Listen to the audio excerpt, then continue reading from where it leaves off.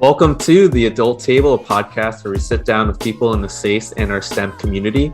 We set the virtual table to bring in a diverse set of guests to engage in a casual conversation on their professional career and life. With this podcast, we hope that we can bridge the gap between the hierarchy involved with growing up. We can redefine what it means to be able to figuratively sit at the adult table. I'm one of your co-hosts, Jason Chin. And I'm your other co-host, Jenny Chung. Today, we have a really special guest with us. So Lisa Trong Nguyen is a senior airport transportation planner for Denver International Airport. She specializes in bridging the gap between urban design, planning, and traffic engineering. She graduated with a bachelor's in civil engineering at the Colorado School of Mines and earned her master's in transportation engineering at the University of Colorado, Denver. Woo, that's a long list of stuff. It's pretty cool. Additionally, she also serves on boards and committees with a couple of groups. So ITE, which is the Institute of Transportation Engineers, WTS, Women Transportation Seminar, and also SACE, Society of Asian Scientists and Engineers. So in her free time, she also enjoys trail running, skiing, devouring poke bowls, drinking boba tea. Woo, wow. And visiting hippos at the zoo. So that was a quick intro. Thank you for coming on our show, Lisa. Yay! Thank you so much for having me. You don't know how excited I am. So yeah, Lisa's actually been like one of our first fans of our show, and she reached out. She really wanted to be involved, and so thank you for always supporting us. And I'm glad to finally have you on. Of course, thank you guys for promoting SACE, providing great dialogue and content, and maybe more importantly for my personal endeavors, being my podcast while I run too. So giving me good content while I'm running. Yeah. Yeah, I'm glad. We always get the messages after. I think you might be one of the first people too who we didn't meet in person at a SACE conference or anything, but really helped out, made us, gave some good feedback and stuff. So yeah, really excited about this. But I think the big fans, we're here for it. Nice. But one of the big things more recently is that you appeared on the new Peacock show, Frogger. So your episode aired this last Friday. So I think that's super cool that you're on a show. I love reality TV competition shows. I used to watch them all the time. I still watch other ones. So it's really cool to see someone that I actually know on the show. So we were just curious, how did that even start? How did that process go for you? How do you even get to be on the show eventually? Yeah, so I am a believer that, whatever cookies I'm throwing out into the universe and the internet, apparently they're bringing me back gold nuggets. So back in March of this year, I'm on Instagram, like all of us are, going through stories, clicking through, and I get this targeted advertisement that asks, hey, have you ever wanted to be on Frogger? And I'm like, this looks interesting. And it's an advertisement casting for this TV show. So I scroll up and I'm starting to skim the details, and one of the key points that they bring out is that you have to have a valid passport and you have to be available for 6 weeks between essentially Memorial Day and the 4th of July. So I was like, okay, what plans do I have this summer? And keep in mind, this is before I got even my first dose of my vaccine, right? So it feels like a whole other generation ago, but it's man, if I had an excuse to travel internationally and be on TV, and I remember this. So it was the day of the SACE Western Conference in Colorado. And so I was all dressed up in my business attire anyways. It was a virtual conference, right, mind you. But I actually do my makeup and put on a blazer. And after we were done with the SACE conference, I told my husband, Ricky, I was like, hey, I'm all dressed up anyways. I'm ready. The real reason I'm dressed up is, partially SACE, but partially if I'm going to do my makeup, this is for my interview. So I get his high quality iPad, which you guys are experiencing right now. So hopefully the resolution's really good and puts me in a flattering light. And I'm sitting in front of the iPad and I record my 2-minute intro video. And I tell the producers essentially, hey, I'm Lisa Nguyen. I am a professional traffic engineer. I live in Colorado, super outdoorsy, very active.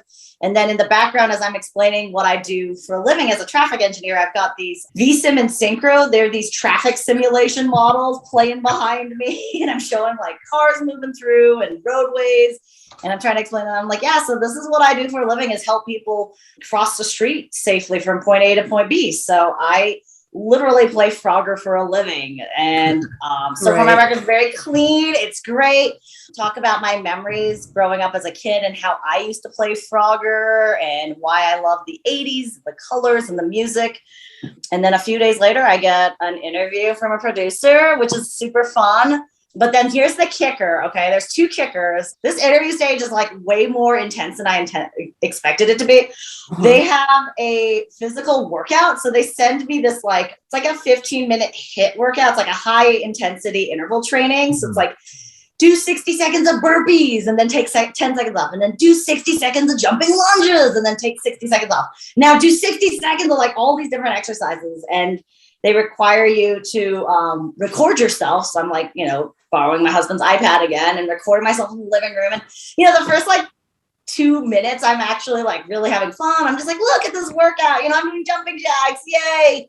And then like 10 minutes in, I'm dying. I'm like, I can't do any more push-ups. I can't do any more lunges.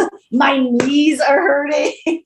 And then I'm like, okay, whatever. And I'm not going to re-record this because my body's exhausted, right? So I send it off, and then somehow miraculously make it to the next stage. And one of the final stages is actually they have you go to your like local doctor, your general physician, and you have to get a full physical done. So the doctor can actually sign off to like say, hi, I as a medical professional think that you are safe. Something really neat that I didn't realize was that there's a whole field called entertainment medicine out there.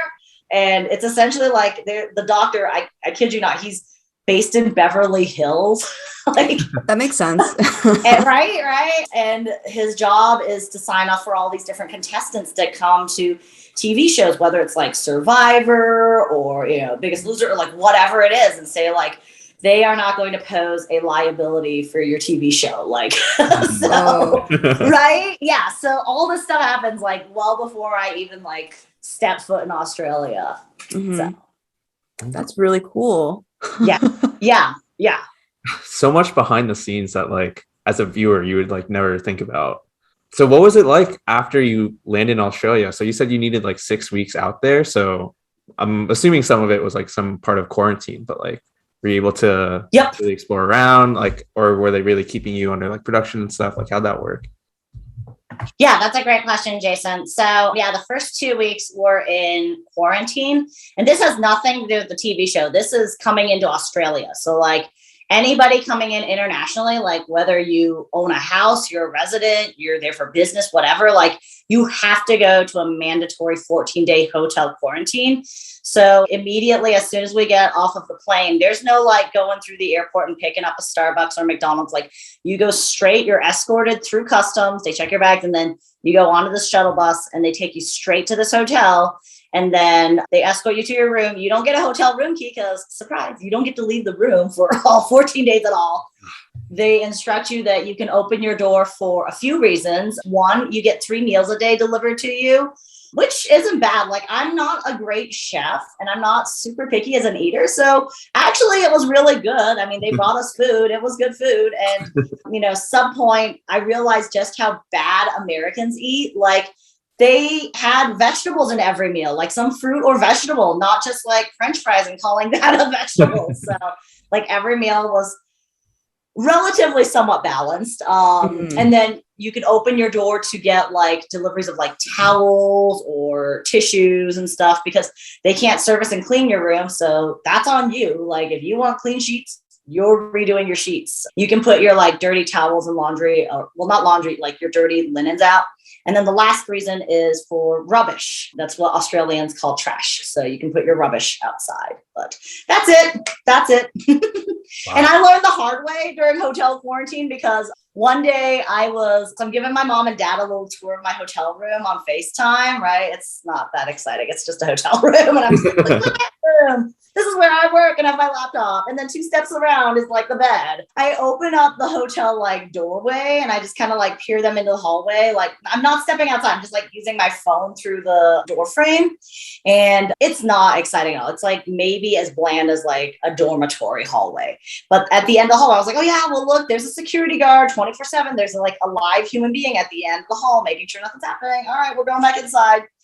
Later on that day, I get a call from the sheriff in my hotel room. And they're like, ma'am, we got a call. We got a report that you were recording in the hallway. And I was like, no, I was just FaceTiming my parents. They're like, whatever you're doing, don't do it ever again. You got that? I'm like, okay, I'm going to get myself deported out of Australia before we even start the show.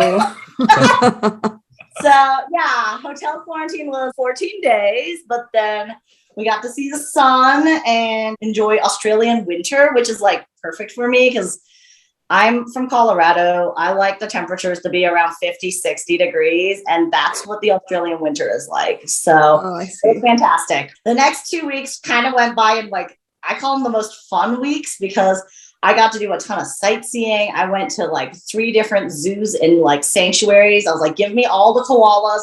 I have not seen enough. No, I have not seen enough. Give me the marsupials, give me the wombats, like all the animals eating like crazy. And then the last 2 weeks, Sydney goes into lockdown. The Delta variant makes its appearance to Sydney and spreads, and Sydney shuts down.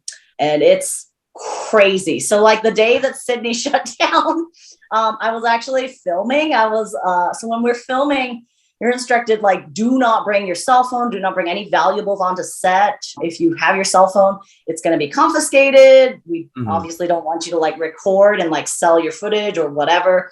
So I just like, I'm being good. I like leave my phone in the hotel and get on set, and the days are long, but like we're sitting there and it's around like 3 p.m. So we'd been there since like 7 a.m. And one of the guys who's also competing sneaks his phone out of his backpack, checks his emails, and was like, guys, Sydney's going into lockdown. And we're like, oh, like tomorrow? And he's like, no, like tonight. And none of the producers have like done us just like, no one came to tell us. So I'm like, what? So that was pretty wacky as well. So the last 2 weeks, Sydney was in lockdown. They actually didn't get out of lockdown until like, I think early October. So yeah. Pretty exciting and adventurous and unpredictable. Yeah, for sure.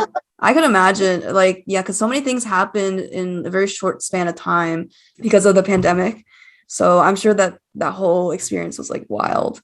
It was wild. Yeah. I could have predicted, like, I knew there was going to be some uncertainty with schedules and everything from the show, but I didn't predict the actual like COVID pandemic situation to also go out of prediction. So yeah. Oh my God. Yeah. It's kind of like a perfect storm hitting you right when you're starting to record. Oh my God. Yeah. So we watched like some of the show, and I watched a few of the other episodes as well. And basically, to the listeners who haven't seen it, it's essentially like a mix between like, it's like somewhere like Wipeout and also The Floor is Lava in a sense, where you're like going through an obstacle course, but you're also competing against the other people, right? The other contestants. And it's pretty intense because it's just a lot of water. It seems like a lot of water. I think I remember seeing just like the jets. They seem like highly pressurized. It's crazy. So in terms of that, did you know like what courses, like what you would be running, and like, did they tell, or I don't know if you're allowed to share, like, do people have like practice or runs or anything, or do you just like go for it that day? Is it kind of just no practice runs. And you don't know what course you're gonna get until I see. So, and everybody's course changes like completely. So if they've already used like, the city course, the next day's not going to be that. It's going to be completely different. So yeah, they don't explain the rules until the morning of, and so you don't have a whole lot of time to strategize. I mean, you could keep running and jumping and doing burpees, but right. only so much you can do. Yeah. Well, I'm glad they like put you on the like city traffic one. It like kind of fits in on the the personality and stuff. So perfect. I mean, yeah, that course was made for me. Yeah, I had a blast, and the detail that they put into it was on point. I wanted to ask too. You were talking a little bit about like your other contestants, and it seemed like there's just like some really good like camaraderie between like you and the other contestants, and like even the person that you're competing against. You both were super supportive, really wanted them to go far, and vice versa. So can you kind of talk a little more about those kind of relationships that you were able to build on the show and kind of where they stand now after like production? Yeah, absolutely. That's a great question. So, before coming on this TV show, I watch a lot of trashy reality TV like The Bachelor and Bachelorette. And I always wondered, like, how do these people who only know each other for like 4, 5, 6 weeks suddenly become like lifelong best friends? And I now get it. You go through, the bonding, some of it's trauma bonding, like whether it's, quarantine hotel or the unpredictability of production. And these people become your friends.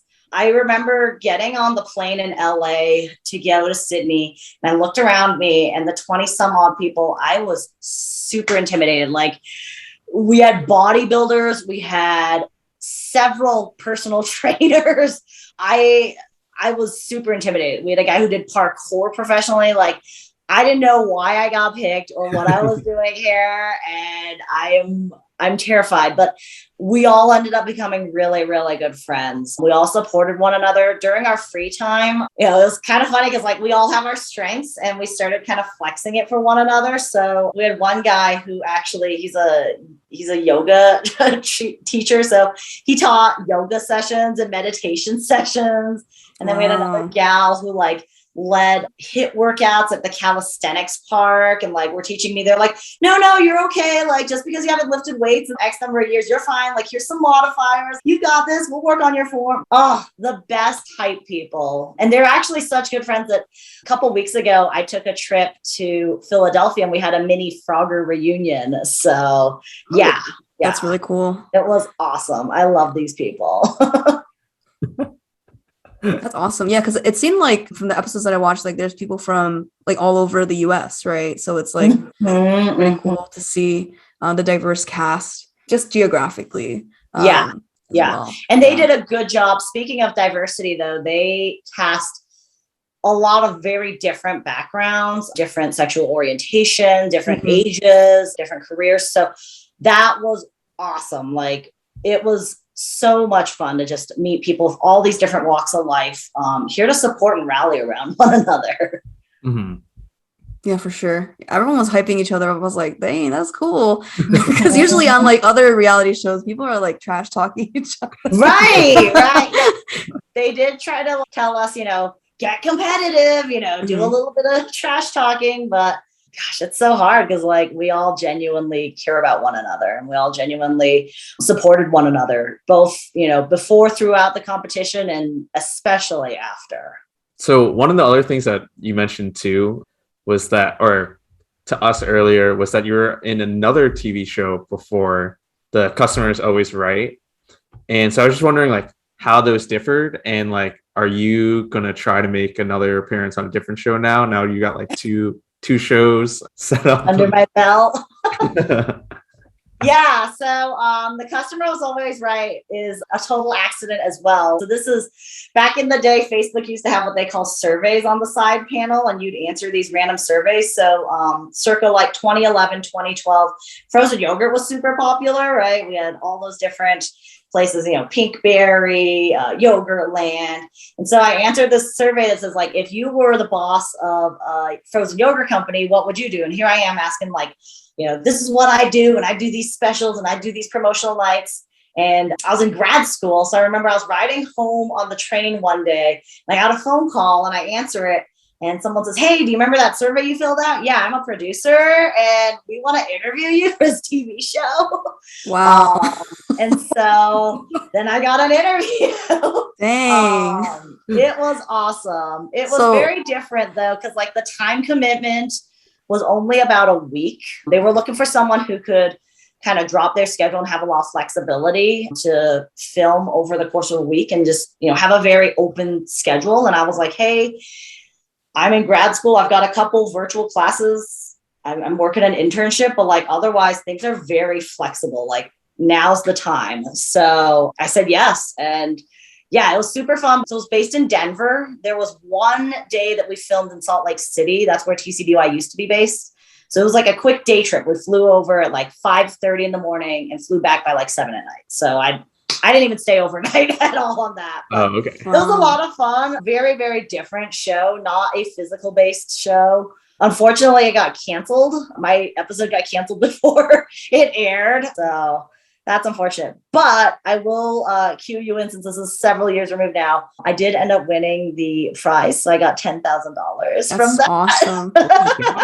Which was awesome. So from what I understood from the trailer, the premise of the show is that the customer, being like the, I guess, average consumer of some companies, right? They become, is it like CEOs, or they become like main decision makers for certain companies, right? So are you just tasked with like giving, you're basically like, okay, I want to do this, and then they can't say no, right? Is that kind of what is? Or so I think I'm far enough removed from that show that I can definitely talk about it more openly. okay. So if not, we'll cut it. Yeah, it's a consumer panel, right? Based on the old cliche, the customer's always right. So they bring in this little like focus group and ask you, if you were the boss of some company, what would you do differently? And then at the end of focus group, 2 people become the CEO for a week. So I was one of the 2 people who got picked as CEO. And then here's where it starts deviating. They already had some ideas for something that was implementable within that week. So in our case, it was fresh yogurt. They wanted to kind of do essentially like yogurt parfaits instead of frozen yogurt at the shop. So they had us kind of implement this idea through, and it was somewhat more scripted than you would got been made to believe. Yeah, right. Like reality TV is not completely real. And honestly, like I didn't have any problems with it. I was like, y'all are still like, I mean, that's what I signed up for. This isn't like going against any of my beliefs or any, big moral obligations. Like I'll play along, like I'll be your actor, like let's do it. So yeah. It was still really fun, and I got paid pretty decently. So that's pretty cool. You got the prize. That's all. Yeah. Got the prize. That's so the pattern is we can all find reality TV shows to be on by just browsing social media. Like it'll just come. I don't know what it is, like the cookies and whatever I'm like throwing in the search engines. Like I wasn't even looking, and right. I laughed. So say yes to the opportunities. Yeah. That's really cool. Honestly, like I think like even just like having like me and Jason just having this podcast too, because we also both are typical 9-to-5 workers. We like want to do something more creative or something else on the side that's like not necessarily as technical, right? And I think that's another interesting thing too, where it's like, okay, you studied like engineering and your background's like more like technical and all this stuff, like you have a master's degree as well. And but also like you will do all this stuff on the side. So that's really cool to see, because I know like sometimes all people think engineers are these like nerds and stuff. We just work. Right. So it's really cool to see you doing like other things as well. So it's awesome. It's been fun. It's been such a blast. And I think that was one of the things the producers said to me when they were interviewing me for shows. They're like, you're not our typical engineer. You're very talkative. And I was like, well, I'm pretty extroverted. And I just, this is a side of me that I never get to show, or like, I mean, this is super fun. I also would be remiss if I didn't mention my boss was super, super supportive of me going to Australia. He grew up in Europe and then he lived in Canada, and he's only been in the US for a couple of years. So he did not grow up with the 1980s culture in the US. And so he's never played Frogger. But when I explained to him, like I got cast on this TV show and I'm going to Australia, he was like, go for it. Like, how often are you going to get these world opportunities? He's true. A huge supporter of going and experiencing different places and cultures. So I am so humbled and fortunate because of his support and because of my managers, I was able to take like out of the 6 weeks, only 4 days worth of PTO. Wow. Because I worked while I was over there. That's pretty good. I did a ton of like half days, whole days. I shifted around my weekends because the time zone change is a real deal. Like I would get up at 4 a.m. for like 12 p.m. meetings in Denver from the day before.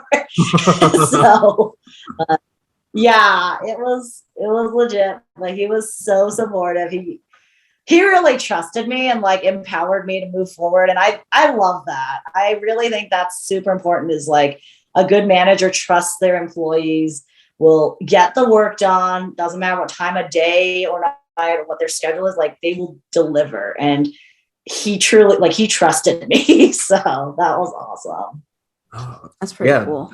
That sounds so cool. I think I've realized, like, I've only been working full time for just over a year at this point. Having that manager support and like that trust is, if not the most important, like one of the most important things that I could appreciate. And especially during like COVID times, like working from home, they trust in you that you're going to get the hours done. I think I love that the most, being flexible with your hours, being able to move it around.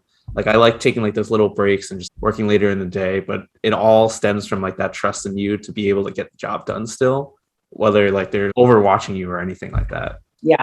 No, and I speak from a position of experience in that I've had managers who don't trust me. I've had some really awful managers who straight up ruined my self-confidence. I remember one day I was getting ready to leave work a handful of years ago for a different manager, and I told him, I was like, hey, it's getting late. I have a SACE meeting. And I had to explain to him, I was like, yeah, I'm part of the Society of Asian Scientists and Engineers. And first thing he said was, why do the Asians get their own engineering society? Why don't we have a white men engineering club? Oh, no. And my jaw dropped. And I'm a junior engineer. And I mean, yeah.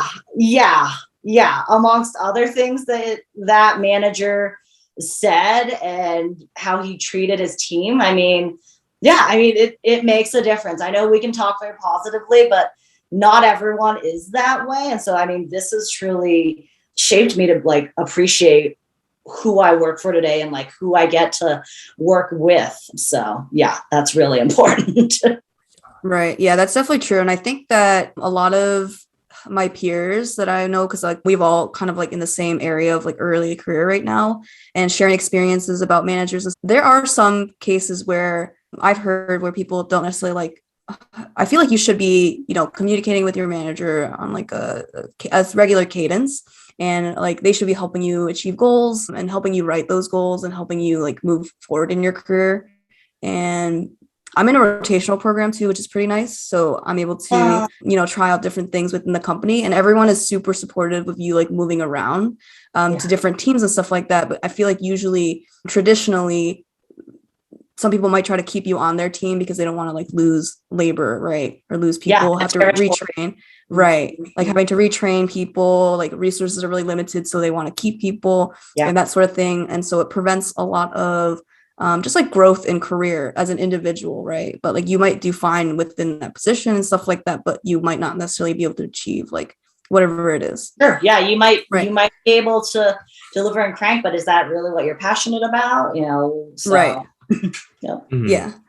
And that, I guess that's like sort of like an adult part of life, right? It's like navigating these and also just having these conversations so that we're aware. Because honestly, if no one told me that, I wouldn't have known like, oh, I should be meeting with my manager like a certain amount of times, like setting goals with them. And luckily I've had really like inspirational and empowering managers who were like, hey, like if your future manager doesn't necessarily do this, maybe you should raise it up to them or like ask to talk one-on-one. So it's pretty cool that you brought that up. I think it's not talked about a lot, especially for younger, I think Asian American professionals too. So that's why like an organization like SACE exists, right? To have these conversations and have conferences so that we can build each other up.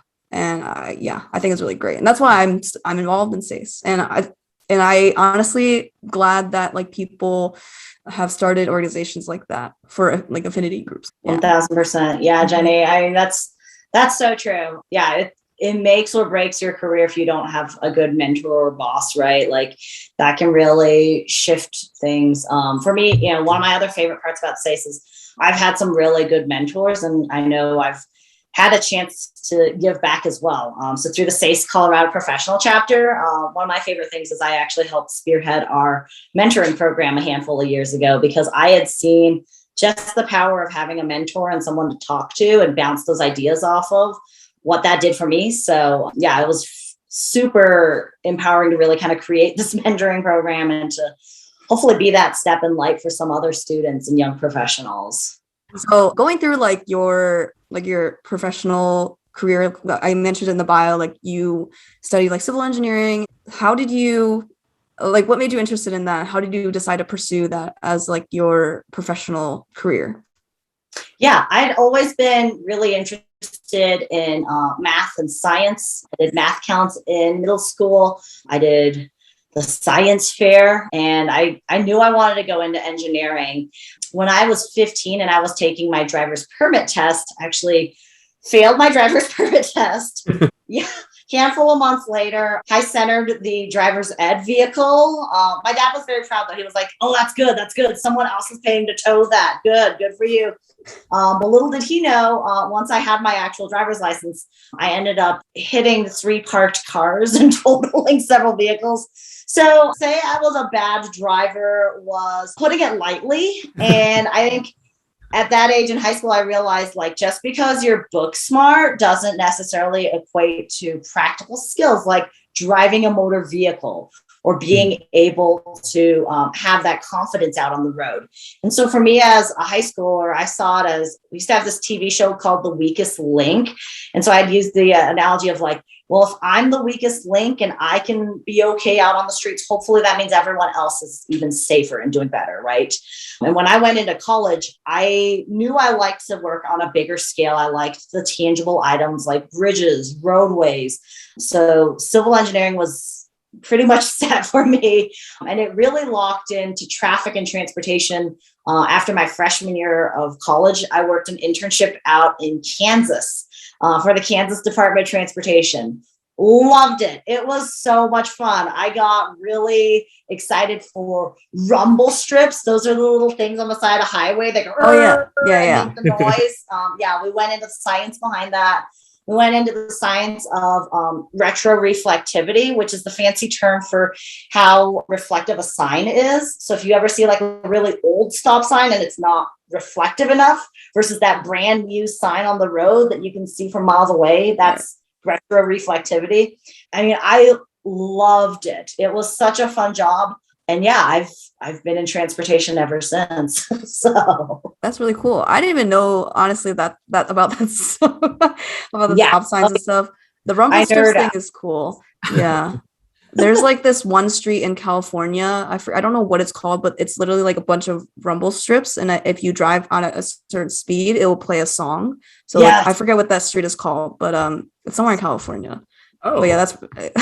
I know what you're talking about. Yeah, I have yet to visit it as well. It's in a rural area. Yeah, I have to look it up to remember what it's called. But yeah.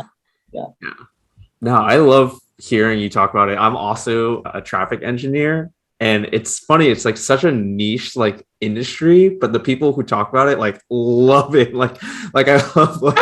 We just talk about like signage and stuff. Jason, and how it's have like, we not heard about this on your podcast? No. Wait, who do you work for, Jason? HNTV. Okay. Yeah. I think we were like pretty spread out, across the country and stuff. Oh yeah, I know who HNTV is. I'm trying to think if I know Boston's HNTV. So I used to work for WSP, another major global. I have several friends in Boston who work for WSP. I don't know if you know Philip Cherry, if that name rings a bell at all. I don't think so. But yeah. I've talked to a couple of them at like networking events or like at interviews for WSP. Aww. I love WSP. They were really good. Yeah. But it's funny too, because like literally no one in SACE, there's a very small amount of people who are civil engineers. And then like even within that subset is like transportation, and in that subset is traffic. And I'm like, I never find anyone who like even relates to anything. Dude, Jason, you could have been in Australia on Frogger. That could have been Oh my God. Yes. Wait. All right, season two. I've already put in your recommendation. We're gonna shortlist you right there. I was talking to Jason about the show too. I was just seeing the different obstacle, and it's like 7 feet jumps, and I was like, I can't. Can you do that, Jason? You didn't tell us how far it was. Honestly, I was just grateful to have made it off that starting lily pad.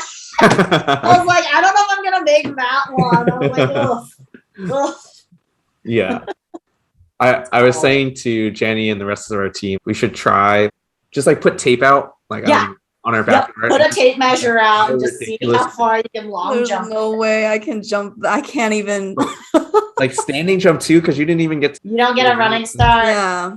unless you count the moving conveyor belt and you have the time. Insane. Ugh, insane. But I wanted to ask you too, actually. I think you mentioned like you had a mix of urban design and planning and traffic engineering. So I was wondering like how that mix is like in terms of like your day-to-day work or like projects that you're doing. Yeah. So I got a lot of experience doing transportation planning at my last position. We had some opening and some work in transportation planning, and I realized I actually, I like talking to people. I like listening as well. So that lent itself really well to public engagement and going out to meetings. And when we're working with the public or we're working with elected stakeholders, I just enjoy engaging with people and being able to kind of like talk through projects, or more often so it's really hear their concerns or what their questions are. So I enjoyed being able to flex that part. The kind of like creative side of my brain that I never got to utilize as much in college was graphic design. And I also got to do some Adobe Illustrator and Photoshop through planning. So kind of building a little bit more of a keen eye for graphics. I love maps. I love staring at maps. When we're traveling, people think I'm a total nerd. So I'm like, oh, we've got this restaurant, that place. And look, there's a train over here. And like, we could do bike share. And this is how we could get from point A to B and C. And they're like, awesome. You are a planner. Like, you figure out where to go. But I love working with maps and cities and looking at how places are formed and landforms. So yeah, that's been really fun. It's funny, I got into the airport actually. So this was through a contract. When I was at WSP, I worked what they call staff augmentation at the airport, where essentially they pay for a consulting firm to lend their staff full time for X amount of time for a period, right? So I got hired on through this contract at the airport because they needed someone who had a combination of traffic engineering, but also transportation planning, understood mobility and transit, and was able to also talk about bikes, pedestrians, multimodal transportation. One of the things that happened at the airport a couple summers ago was they were pushing through this roadway expansion. It was a pretty short roadway expansion to the terminal, but they were pushing this project through city council, and city council stopped them and said, hey, wait, why are we adding more space? Why are we building more to the road? Didn't we just build a train out to the airport? Didn't we just put more buses out there? Like, why are we not encouraging people to take other modes? And at the time, they didn't have the perfect answer at the airport, and they didn't have someone who could really kind of answer from their perspective. So that's why they brought me in. And now I'm able to kind of help them think about those things and have some of that foresight. So yeah, it's been really fun. I love working at the airport. I joke that like growing up, you would never have thought I'd work at the airport because I have so many like terrible memories. I'm really motion sensitive. So like, me and airplanes like are not the best memory. I try to like sleep it off and completely forget it. But now that I'm grown up, like I love traveling, and everyone has a connection at the airport. Like everyone flies, and it's a really vital, important connection too, because it's the start and stop and it's the destination for folks' journeys. So yeah, I help people move at the airport in every mode, aside from the actual airplane.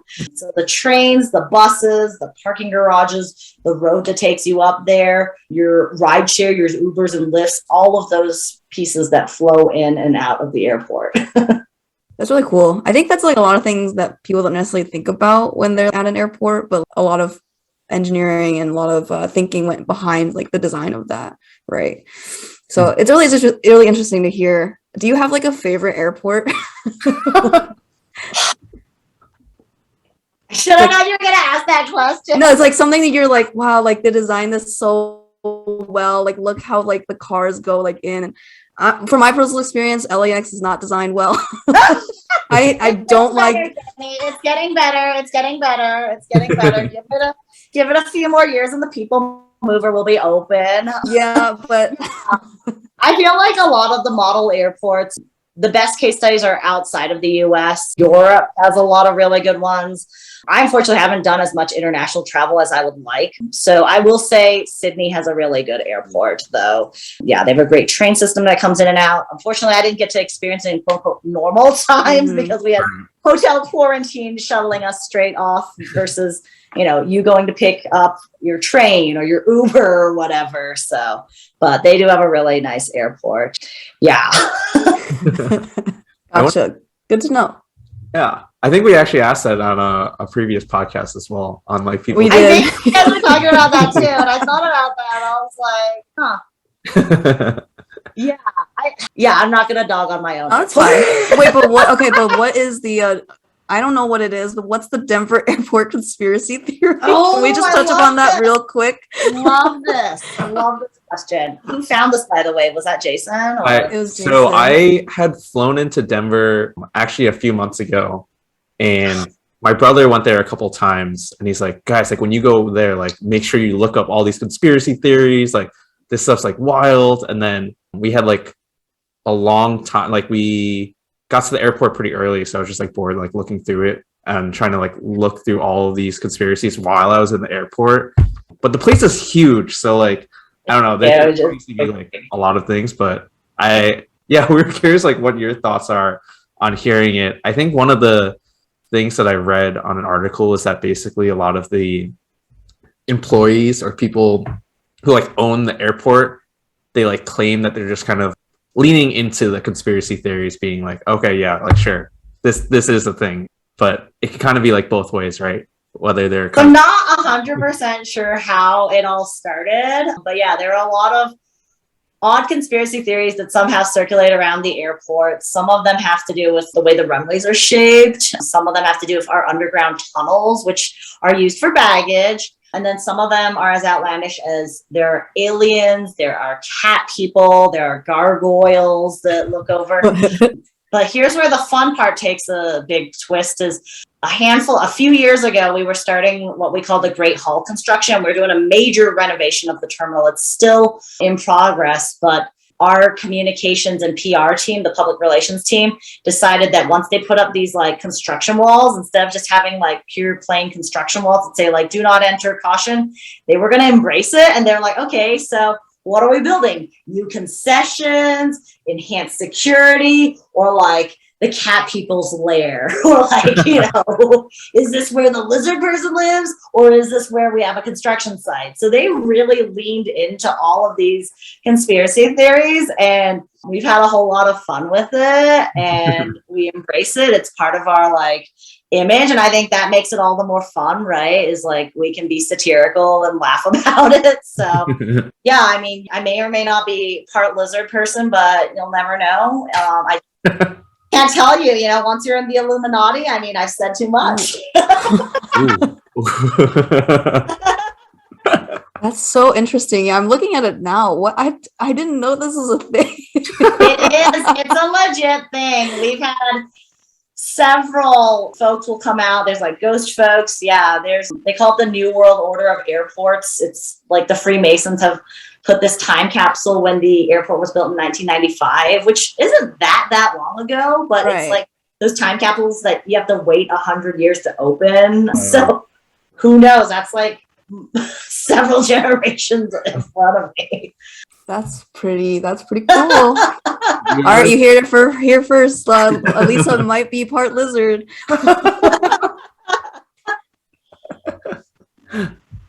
No, I'm glad we asked this. We need some insider knowledge. That's right.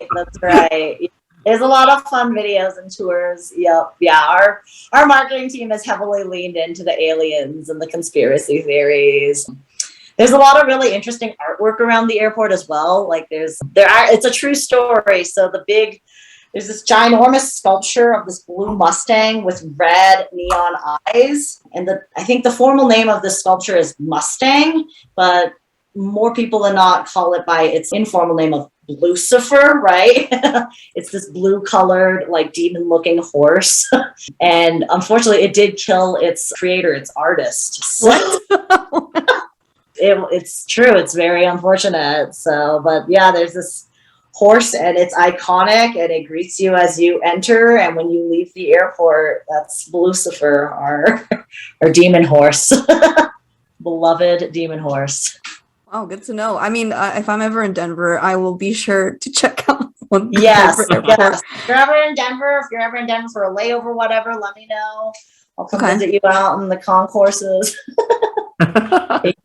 All right. Yeah, sounds good. Yeah, you'll just meet up with Lisa, the lizards, the ghosts, the aliens. It'll be a great party over there. Right. That's right. Oh, wow. I had another question from all the information that you sent us. I know that you said that you also are a costumed mascot.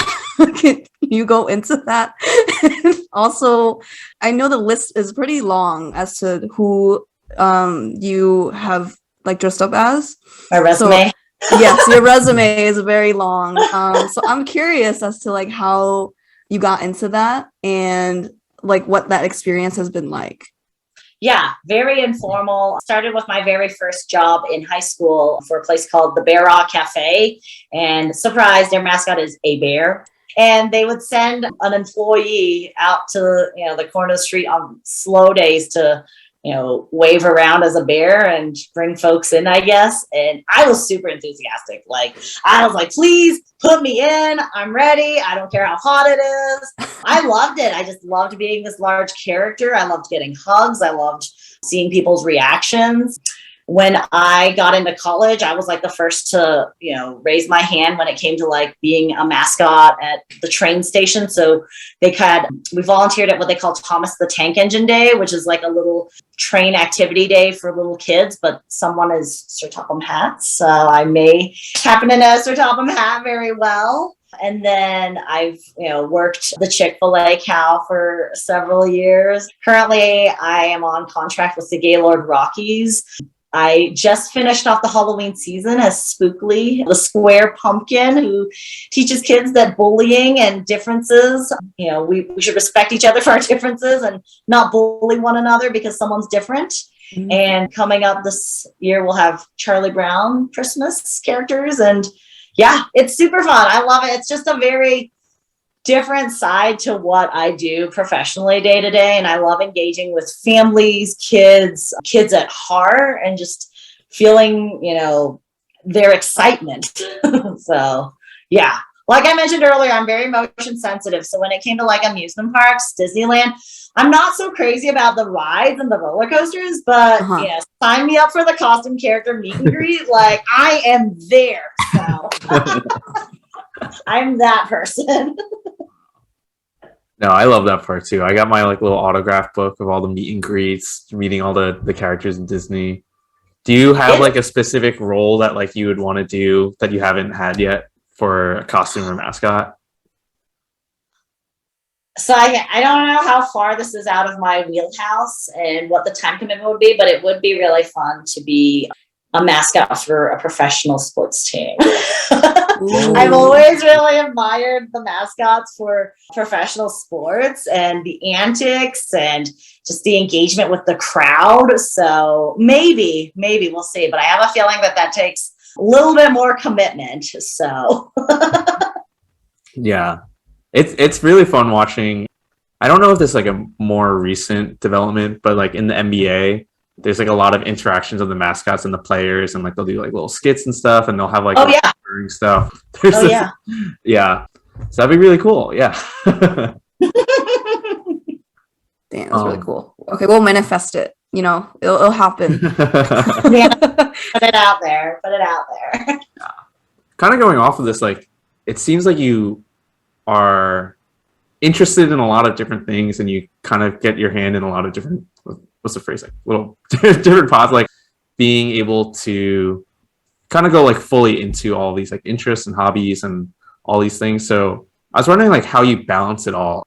I think for me, it's like I am like easily interested in a lot of things and I always want to pursue those things, but it's hard to like balance it all together and try to fit it all in like life, I guess.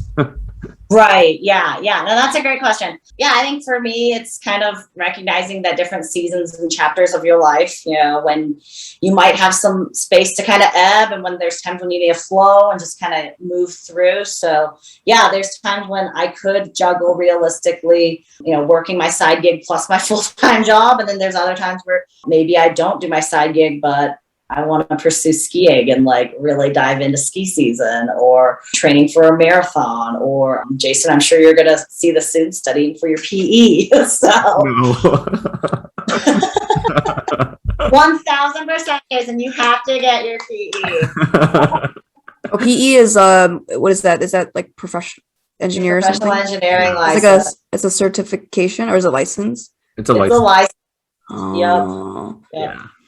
So I think a lot of civil engineers take it, but you would take the first one, which is either your senior year of college or around your first year. Or actually, I think you just have to take it before your PE.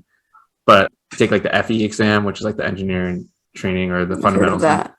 And then after a few years of experience, you take the PE. And then that way you get stamp plans and you're finally a licensed engineer. I see. Yeah. And then you're also technically you're legally obligated. You could go to court if something happens. So let's say Lisa over here is designing this construction plan and forgets to put up a really important sign to warn people to slow down. Someone gets hurt. Someone could take me to court. If you are designing a building or if you're reviewing, a plan, this is where, your role to the general public, you are now weighing your life on this, right? It's doctors sign off to say certain things, right? You are a professional that's trusted in your field. So, yeah. Mm-hmm. Oh, gotcha. Okay. Yeah. But it's a big test and it's a lot of preparation.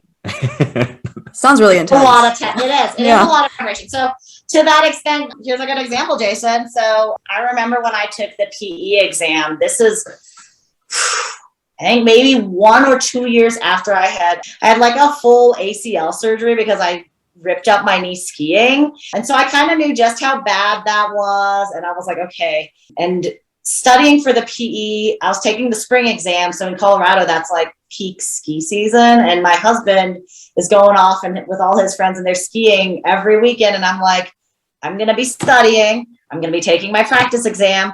I'm not going to risk going out on the ski slopes because mentally I was I cannot risk injury. I cannot even I'm going to be too anxious out there. So I didn't ski until I finished taking the test in April. And I skied I think one day that season, called it good. I was just check. Okay, we're moving on.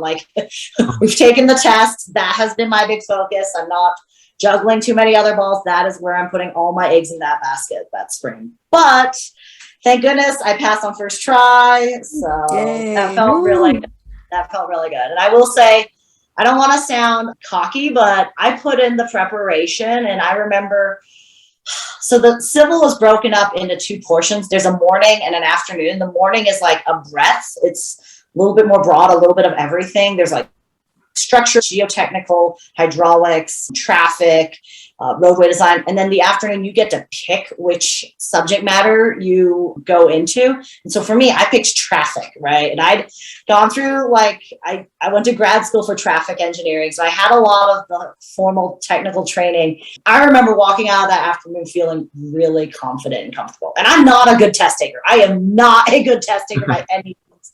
And it felt so good to walk out of there and be here's how many questions that I felt I had to guess on, but here's how many I genuinely know. And I'm comfortable. I'm confident. That felt good. So yeah, it was really nice. Yeah, that sounds like a great feeling. I think, the biggest concern with a lot of people, or at least for me, for the FE is that the topics are so diverse and there are topics that I haven't even taken classes for in forever, or I didn't want to focus on. I specifically didn't want to take any more of these classes because I wanted to move towards transportation. Right. But it's cool to know that you could focus on the things that you've been working in the field for however long you've been a professional. It was awesome. It was really nice. And I think I like taking the PE because it was an open book test. So I like being able to use my resources and references. And I give the example. So Jason, when you go take the PE, take as many books and as many references as you can. Don't skimp out and be like, oh, I don't design concrete. Like, I don't need to bring that book. Bring it. Bring everything on that book. If you have coworkers who are offering you manuals, take them, download them, print them, do everything you can, because I remember you never know what questions are going to come up. And one of them came up that day that was like a pavement concrete design. I don't do pavement concrete, but I know how to check the index, and I had the right book, and it was a grab and go. It was a check. Had I not had that manual, I would have been lost. So it's a luck of the draw. Sometimes they take a few steps of calculations, and sometimes it's just a look it up. So yeah, all your resources. Wow, this stuff is really cool to hear from an outside perspective, because I only know how to code. Coming from a software background, and I don't even do that for my job really anymore. So it's always interesting to hear about other disciplines, especially the ones that I'm not necessarily working with, because I work in aerospace, so I don't get to hear about this other side of like more like government, I guess, sided things, right? Like roads and stuff. Like I had know nothing. So I'm just listening to you guys, and it's pretty interesting. It's like opening my worldview a bit. So fun. Love it. Jenny, remind me who you work for again. I work for Northrop Grumman. Okay. Yeah. So I don't work on anything specifically, like not the government stuff or the space stuff, but I work more in the background. So like just helping the company be able to operate essentially. So I work more on the enterprise side. Important. Oh my gosh.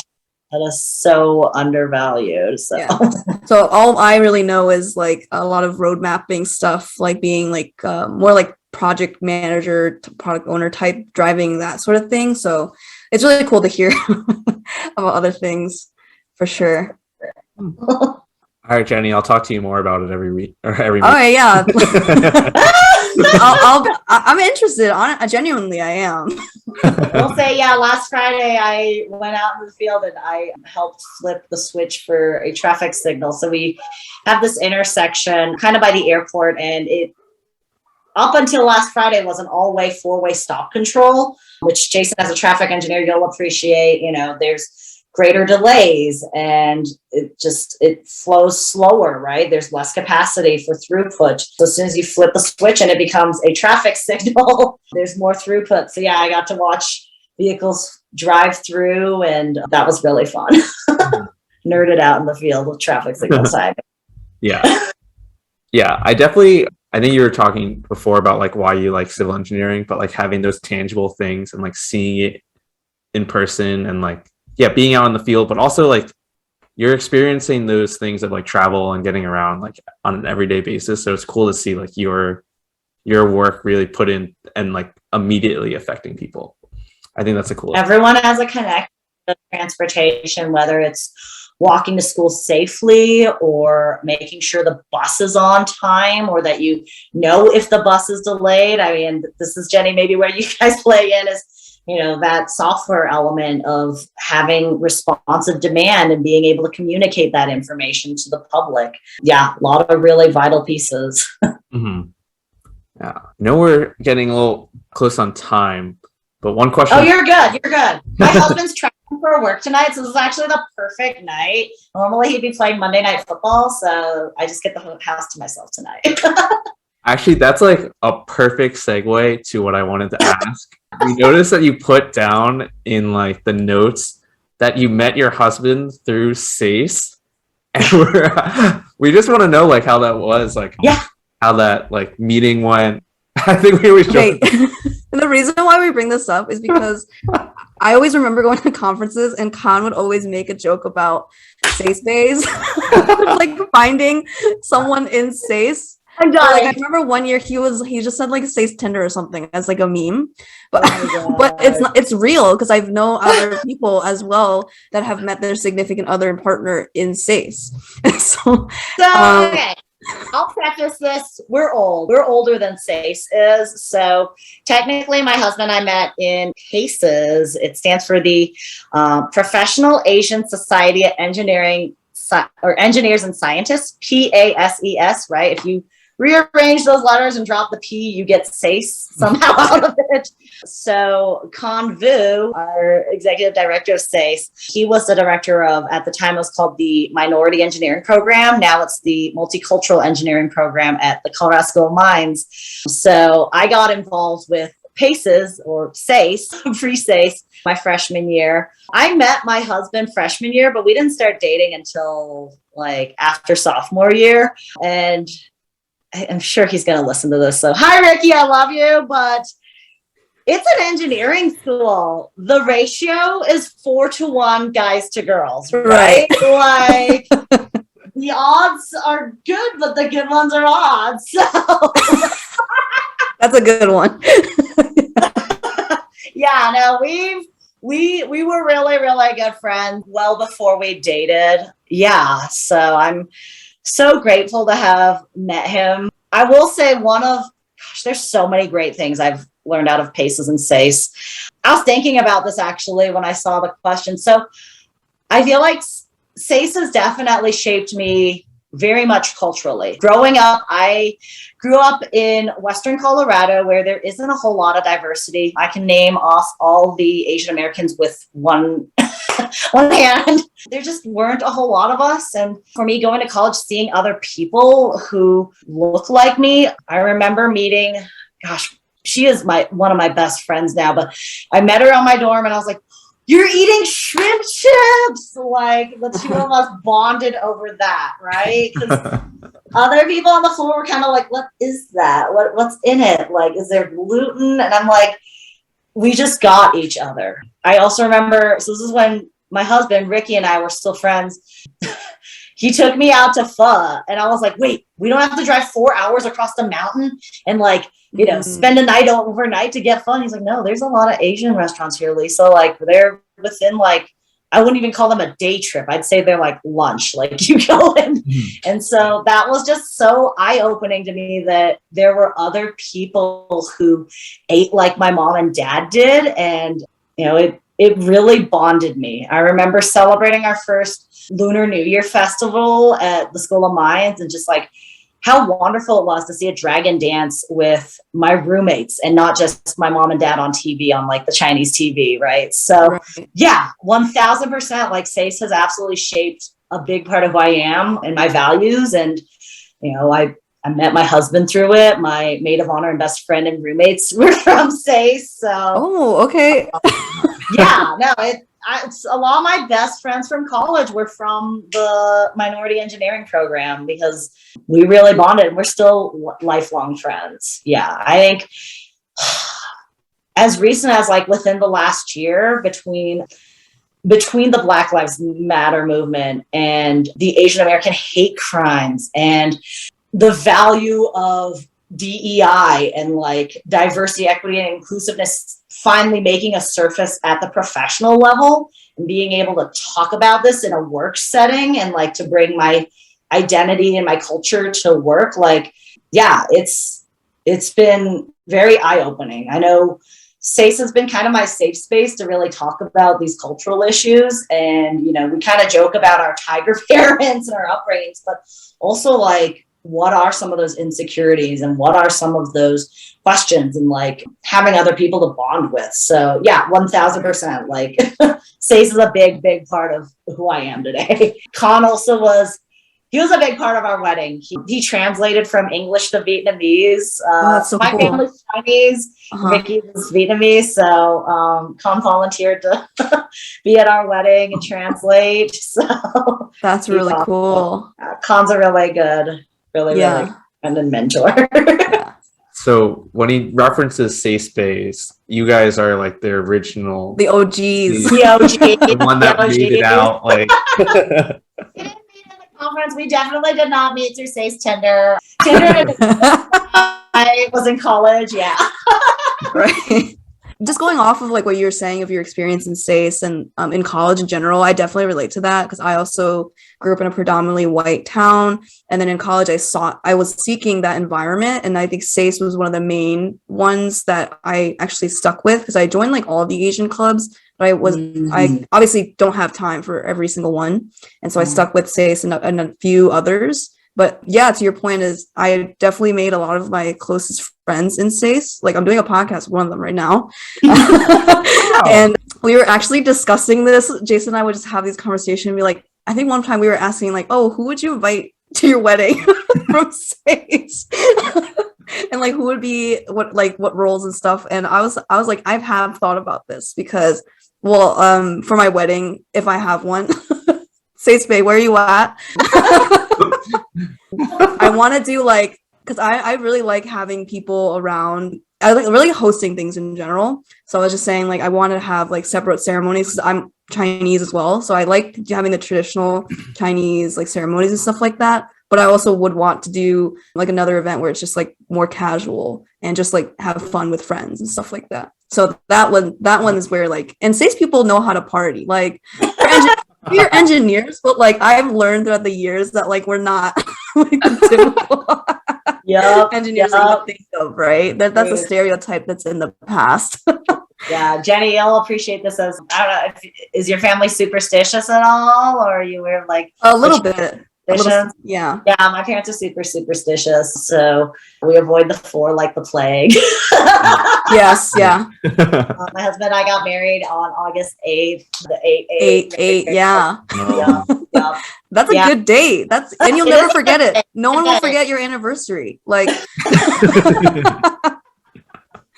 Yeah. No, we did do a traditional Chinese tea ceremony, and we had like a Vietnamese feast afterwards. We were also Catholic, so we did Catholic mass, and then we did a full reception afterwards, cake, dancing, partying. So we got our bang for our buck. Our photographer is a legend. Our wedding planner is a legend. Like here they are, they're all like quoting. They're like, oh yeah, well, we usually do like 6 to 8 hour days. And I was like, this is gonna be like a 16-hour day, babe. Like, get ready, buckle in, bring some snacks. Like, wait, that was all in the same day? It was like all in the same day because because as both my husband and my parents, who are somewhat superstitious, said you cannot do the tea ceremony separate from your actual wedding ceremony, like your actual wedding day. So yeah, we're like, oh well, like maybe we'll break it up and like we'll just spread it out so people can take it easy. And we get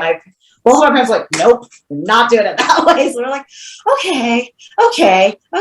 Well, now we know the boundaries. Like, right. That will keep the schedule moving and rolling. But yeah. It was intense. Curious too. We talked about superstitions. We had a holiday episode and kind of how that fit into me, Jenny, and Amberly's lives. But I was curious, like, with your parents being very superstitious, do you think that you'll pass on those things if you were? I guess I don't know if you were intending on having like kids in the future, but like, if you were, like, would you pass on those things similarly to how like your parents taught you like when you were growing up? Maybe. Yeah, that's a fair question. I'm not sure. I mean, I think there's a story behind a lot of these things too. And it's kind of the cultural and historical stories about, why some numbers are bad, right? It's because it's the homonym, or, what's the story behind not cutting your hair during Chinese New Year, or not wearing shoes, or not dusting. Like there are stories behind each of these things, it's not a make or break, life or death situation, but I think in some aspect, like, it is worth sharing these stories because that's a big part of who my parents were and kind of growing up and teaching me culture in our very like isolated Western Colorado town that lacked the diversity. They couldn't take me to dragon dances because they didn't have them locally, so they could show them to me on TV. Mm-hmm. So yeah, I think that is part of kind of sharing the culture. Yeah, I agree. I was thinking about it too because like for weddings and stuff, there's like the portion where I think like the groom will pick up the bride and he has to go through like a series of trials, like the wedding door games. I think that's like a Chinese thing because my sister had to do that and we had to come up with the games. And sometimes you can make them like, you can have a modern twist on it now. I feel like there's a lot of cool ones you could just do to embarrass them, right? I think that's just fun. It's like just fun to do. Yeah, we didn't do the games at our wedding. We couldn't fit every single thing in. Yeah, that's a lot.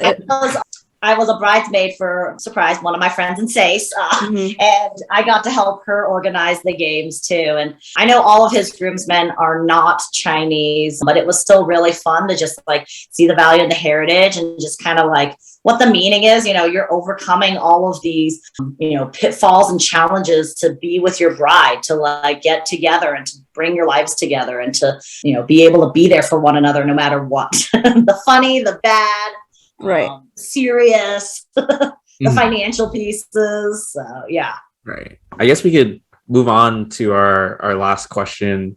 So I know since you're a listener, but normally we like to wrap it up with our kind of staple question. So I'll ask you, what is one thing that you did recently that made you feel like an adult, or what is one adult thing that you wish you knew sooner? So I'll say one thing that made me feel like an adult was my husband and I paid off our house.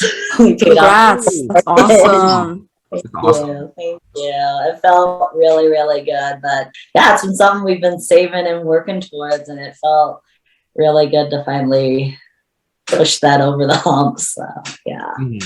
Not to say that we're back in the housing market anytime soon, because that stresses me out. I will say, our home amongst every other home in Denver Metro has gone very rapidly up in value over the last handful of years. So yeah, we're not moving anytime soon. But yeah, it feels nice to finally have worked for something and really pushed that over together. So yeah, that was awesome.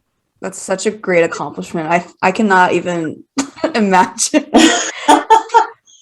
I will say, and you'll probably have to cut this part out. So I told some people that, and they assumed, they're like, "Oh my gosh, you just got back from Australia. You won the show, didn't you?" And I was like, "I can't tell you if I did or didn't. I'm on an NDA." So, and I swear, my coworkers thought that I won the whole dang thing, because I told them, like, the producers tell you, talk to your boss, talk to your, family. You're going to be gone for anywhere from 3 to 6 weeks. Could be really short, could be in the middle, could be long. I thought I was going to for sure be home in 3 weeks. Ended up being 6. So everybody thought that I won. They all thought that I was like coming home with $100,000. And then my boss was like, "No, I noticed that you didn't quit your job. So I'm working harder than ever. Like, I love where I am, please." Right.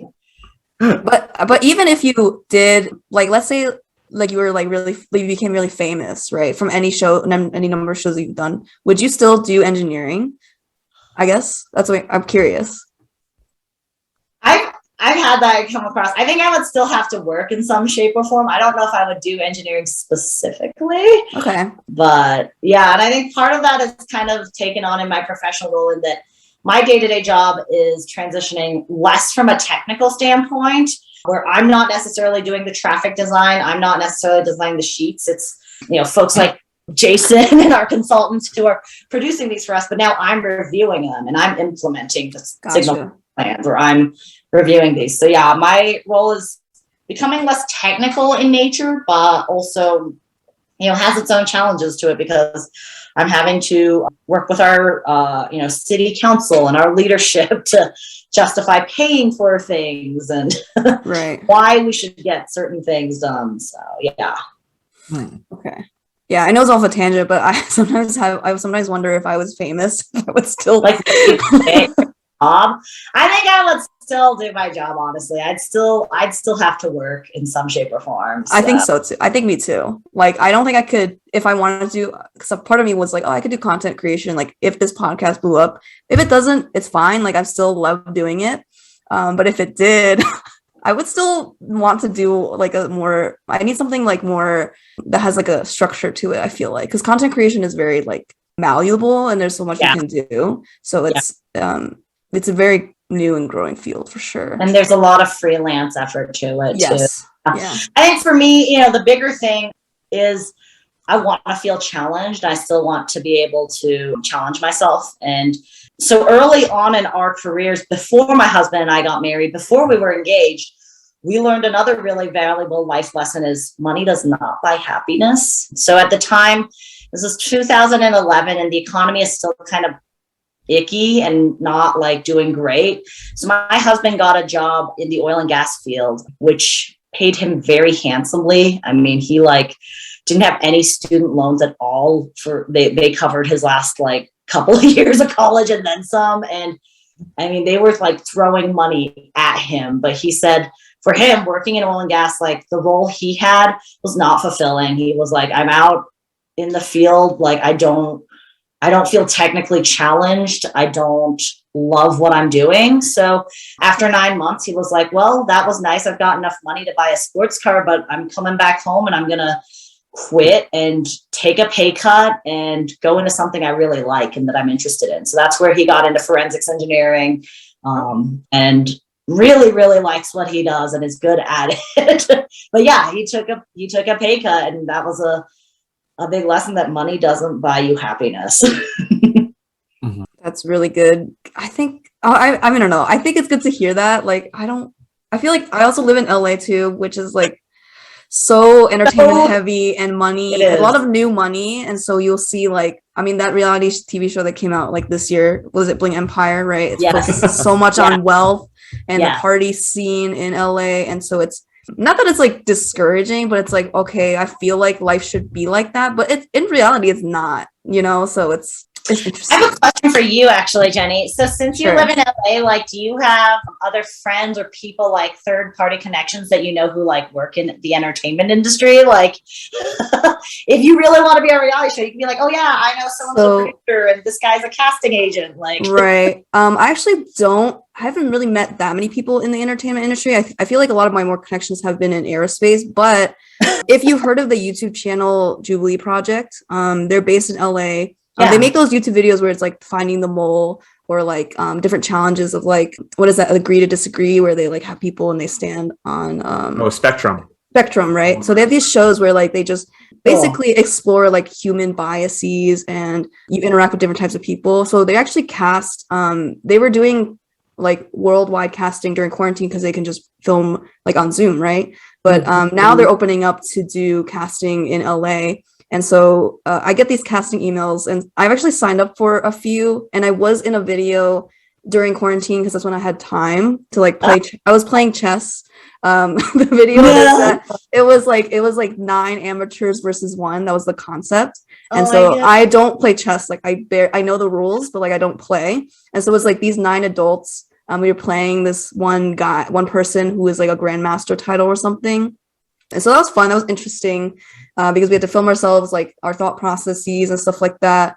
And then like talk about like cool. We did that. And then I also was in another video where it was more about like discussing like how we perceive people. So it was like rating people based on like just looks only, just their Instagram social media profile, or just their voice, or just having a conversation. So like that sort of things. I'm actually looking to do more videos like that because it's not like as much of a commitment. It's like you just film for a day. You just so there's that sort of thing. I think that's like becoming a new like type of media as well, where you just like go in and just be yourself, and they but they're looking for like specific demographics. Sometimes they'll do like specifically like races. So they'll be like, they're looking for that like type of conversations, right? Or people for politics. Sometimes they'll go deep, but sometimes they'll have like other like lighthearted ones. So maybe I'll do more of that in the future. That's very LA, right? For me to say. That's so awesome, Jenny. Okay, so like Tiger Mom question on me. Do you get paid? Do you get compensated for these things? No, these are all just like for exposure. Oh my god! Which is also a very LA thing for me to say, right? So LA. Yeah, because a lot of the people that I've interacted with on that show, a lot of them their jobs are influencers or social media people or actors. And so I think they're looking for more to get their name out there. And they also have their they have their side hustles too, like where they'll have podcasts or they make TikToks. Some of them are in charge of like content houses or managers. So it's like that industry, which I'm not as familiar with, but the people that I've interacted with from that industry, it's really interesting because it's new. It's very new. Like in the past, like even for reality TV, it's like a different type of reality TV because it's like the production is just a little different. And it's like, I don't know how they edit it, but they edit really fast too. It was crazy. We sent them a lot of footage. Like we would send them footage and then they would just edit it. So because I know for Frogger, it was a lot of content that they filmed. Several, days. like all the angles also. Yep. You got to do the backstories and then the interviews and absolutely, exactly. Yeah, you know the terminology, the in the moments and all the interviews. Yeah. I will say, so my mom and dad were happy for this, but they're like, you got paid for your time that you were there, so that's good. I got my per diem. Yeah. So that was pretty standard, but it's not enough for me to quit my day job by any means, but it was fun. I love that part about LA, that it's like constantly, it's a hub. Like that's where filming happens. Exactly. My friends tell me like, so one of my friends who used to work at the airport in Denver moved to LA and now works for the Federal Aviation Administration. He says he lives in an apartment in downtown LA, and he's like, every so often he'll be going to get groceries and they'll like shut down a street because they're using it for a film set. Like it's an actual set and they've closed it off and they've got the room. Like we don't even think about these things, and here they are filming. So that's pretty cool. Yeah, it's pretty cool. Sometimes I'll be in LA and I'll be like, oh, well, they're filming a movie here. It'll come out in a year or so. And like, oh, okay. By the time it comes out. Yeah, I think that's pretty much all the questions that we've had. So I just want to say thank you so much, Lisa, for coming on the Adult Table podcast. So we're really great to finally like have face-to-face conversation with you and be able to hear your experiences of your professional life, like all the other hobbies that you like doing, and also the show that you're on, Frogger. So be sure to check that out, everyone who is listening to this. You've definitely been a really big supporter of our podcast since day one, basically, and we're so glad that you continue to support us and that you're here now. We could, love to be able to interview you. I guess, do you have any like social media or anything that you want to plug in where people can find and connect with you? Sure. Yeah, absolutely. So you can find me on Instagram at HippoHugger1. That's HIPPOHUGGER and the number 1, because regular Hippo Hugger was taken at the time. My Twitter, which is probably the most dormant, is Lisa C. Trong. And then my Facebook, you're welcome to connect with me as well, Lisa Trong Nguyen. But then oddly enough, my most thriving social media account is not Instagram. It's actually my LinkedIn. Oh. I've actually given a few trainings on how to put together really engaging LinkedIn content and posts. And for some reason, my LinkedIn is my most poppin' social media. So please feel free to connect with me on LinkedIn. I think you're the first guest to pub their LinkedIn. That's promoted their LinkedIn of all things. I'm not even joking. It's so funny. I posted that Frogger thing I cross-promoted on all platforms, and it still is like my most engaged site. I think it's because LinkedIn is like the work safe social media.